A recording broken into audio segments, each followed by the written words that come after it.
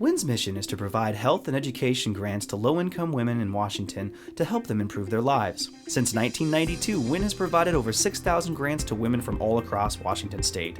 Women who are ready to improve their lives and look to WWIN for a helping hand as they create change for themselves, their families, and their communities. Each year, we help hundreds of women achieve their goals, from accessing much-needed health care to earning a degree that will help them land a job. In 2011, the company I was working for decided to close down their offices, and all of us that were working got laid off. I was a service dispatcher, so I would send out technicians to do copy and printer repairs. That became obsolete. Everything went computerized. Was unemployed. I had no formal education. Comparing or listening to stories from all the other students that I was in classes with and how they had to struggle with finding the funding to continue their education, and then also having to split their time between schoolwork, studying, and going to class, and then also working either part-time or full-time jobs in the off time. So if we were in class all day and then they had to go work a part-time job at night, and then they still had to sleep. So it was hearing those stories. To me, they were like horror stories. What would I do if I didn't have the funding? General education grantees receive up to $5,000 over a one-year period to assist with the costs of tuition, mandatory fees, books, or required supplies at the accredited Washington college or university of their choice. Star Scholars are eligible to receive up to $5,000 in grant funding for each year of their college career, provided that they meet educational benchmarks and make progress towards their goals. Our education grantees attend 36 community, public, private, and tribal colleges across the state.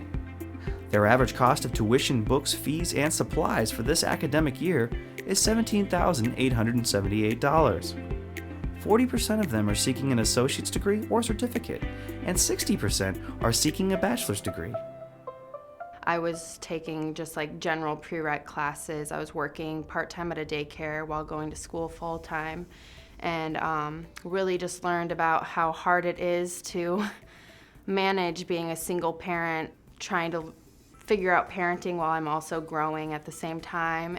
So I was doing a lot of just go, go, go when I was a community college student. It was really hard. It's crazy to me that I went from working part-time, going to school full-time, and just feeling like it would be impossible for me to ever be able to really get anywhere that would get me out of that cycle. And now I'm finally in a place where it's like I can just focus on school and focus on being a parent. So yeah, Washington Women in Need definitely came to my attention at the right time in my life. WWIN serves women who are poised for big change in their lives and ready to work towards making that happen. But they face challenges along the way. Our grantees have an annual household income of just $10,531, and all of them are at or below 138% of the federal poverty level. 41% have dependent children, and an incredible 90% are the sole providers for themselves and their families. July of 2014, I was still in school during summer quarter, and I had the transplant on a Monday night. I woke up on a Wednesday morning and started studying. My nurses were, and I had 2 IVs in both arms. My nurses were like, "Put down that highlighter, you need to rest." And I said, "No, I have a test coming up on Friday." I tell people I'm like the Incredible Hulk. Nothing's gonna stop me. Healthcare grantees are awarded up to $3,000 to assist with the cost of selected services, including crucial dental, vision, and mental health care services that are not covered by Washington's expanded Medicaid program. Nearly 100% of healthcare grantees cite going back to school or work as goals and look to their WWIN grant to help them achieve this. I would definitely say thank you. It's because of the donors and their contributions that education grants are possible. Thank you. I tell them thank you so much.